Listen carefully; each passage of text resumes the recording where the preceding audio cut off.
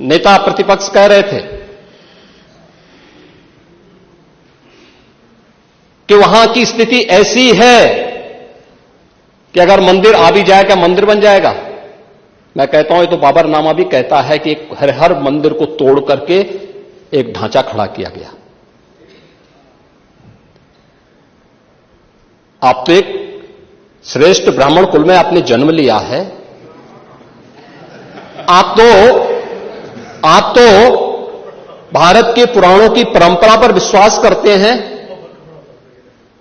हमारा पुराण भी इस बात को कहता है कि भगवान विष्णु, श्री हरि विष्णु का 10वां अवतार संबल में ही होगा, उसी संबल में होगा।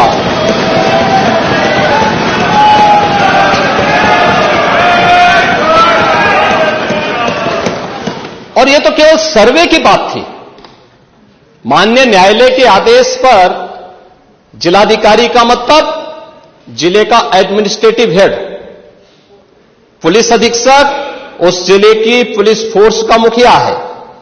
इनका दायित्व है कि शांतिपूर्ण तरीके से किसी सर्वे के कार्यक्रम को वहां पे संपन्न करना, माननीय न्यायालय के आदेश को अक्षरशः अनुपालन करना।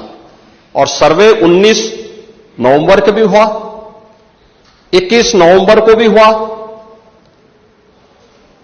24 नवंबर को भी सर्वे का कार्य चल रहा था। क्या यह संभव है? नहीं, 21 को संपन्न नहीं हुआ था। ये लगातार सर्वे का काम चल रहा था।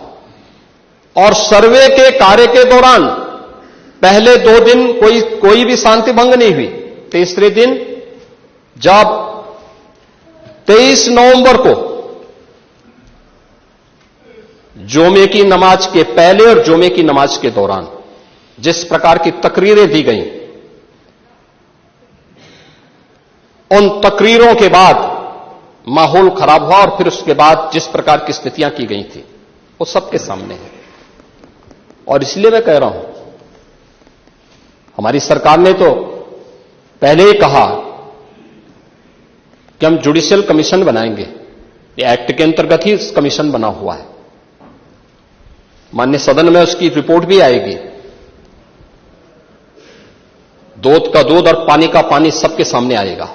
संबल की घटना या कुंदरकी की जीत, जैसे ही आपके खटाखट की असलियत सामने आई, जनता ने कहा सपाचट। उपचुनाव में 9 में से 7 तो भारतीय जनता पार्टी और एनडीए गठबंधन जीता है। और यही नहीं, सीसामऊ और करहल, याद करिए 2022 में समाजवादी पार्टी ने करहल में 70,000 से लगभग 67,000 से जीती थी।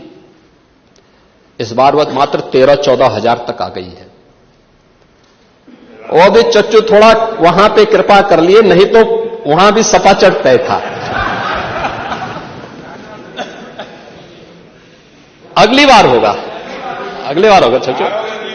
अरे आप चिंता मत करिए, देख लेना अगली बार कुछ नहीं रहे, बहुत ज्यादा रहे।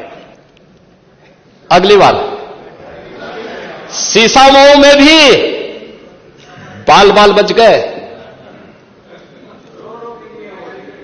और इसलिए इस बौखलाहट में कि कुंदरकी में लोगों को अपनी जड़ें याद आने लग गई हैं। अब आपने देखा होगा उन लोगों के वक्तव्य को, डिजिटल मीडिया में थोड़ा अवलोकन करिए और देखिए वहां पे जब लोग चिल्ला चिल्ला के बोल रहे हैं